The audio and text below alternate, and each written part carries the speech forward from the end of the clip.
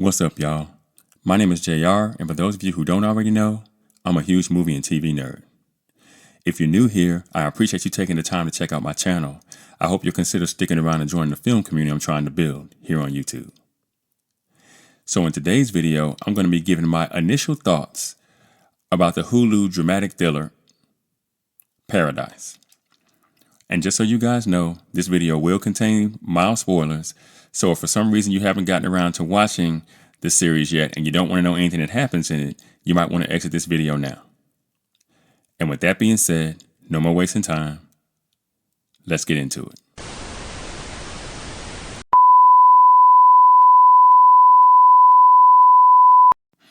Paradise is an American drama television series created by Dan Fogelman about a Secret Service agent assigned to the protection detail of the president.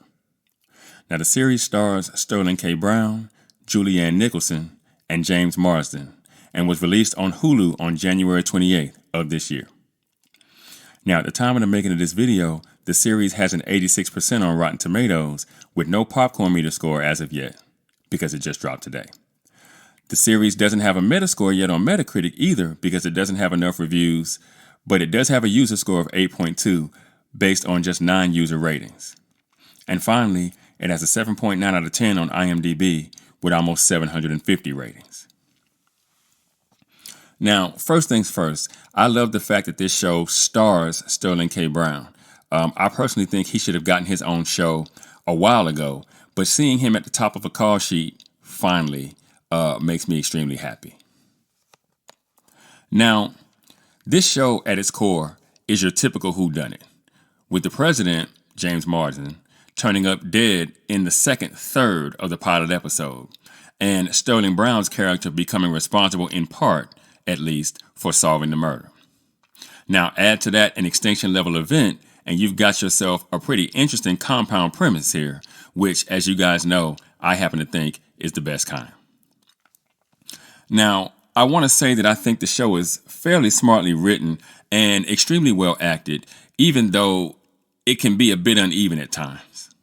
Now, the show does, however, do a superb job of what I call peeling the onion, which is something that you have to be able to do well as a writer in order for this kind of show to work. Because you need to keep the audience guessing about who the killer could be right up until at least the penultimate episode. So slow and steady wins the race here. Now, what I think the show's true secret weapon is that it fluctuates between specific moments in the past and the present storyline, which makes the goings-on that much more murky, which again works to shroud the show's plot in mystery long enough to keep the audience engaged.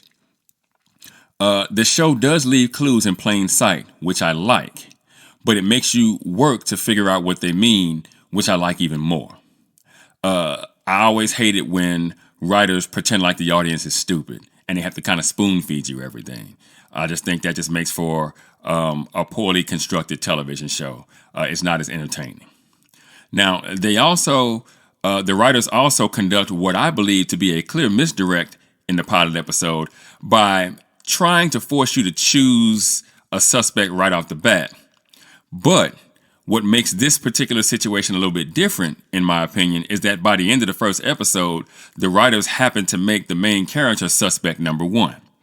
There's specifically something that he says that we realize happened that makes Sterling K. Brown's character, basically it shines a light kind of brightly on him. But if history is to be thought of as any kind of teacher here, the first person the show blames in a show like this is almost never the killer. But because the second person that the show points a finger at is also its main character, it presents a bit of a conundrum in that regard. And, because this show is likely to be a short one, you can make some different choices as a writer. And what I mean by that is you can even make the main character the killer because the show is going to be less reliant upon the audience liking him over, say, 5 seasons of 10 episodes apiece, right? if you had a show that was longer, you kind of go, well, we want the audience to like the main character because them liking the main character means they keep watching the show.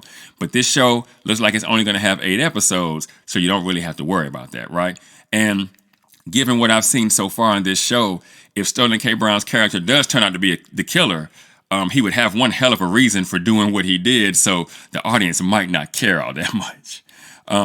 But this also gives you, as a writer, a great deal of latitude to subvert expectations in ways that will be a positive instead of a net negative, which could make for one hell of a twist right before the finale. Now, overall, I'd give the first 3 episodes of this series a total score of 75%, or 7.5 you think an IMDb score. Now, stylistically, this show plays a bit like a network television show. In fact, ABC's Scandal or How to Get Away with Murder come to mind here, specifically in the ways that the showrunners decide to use music in the show and in the episodes.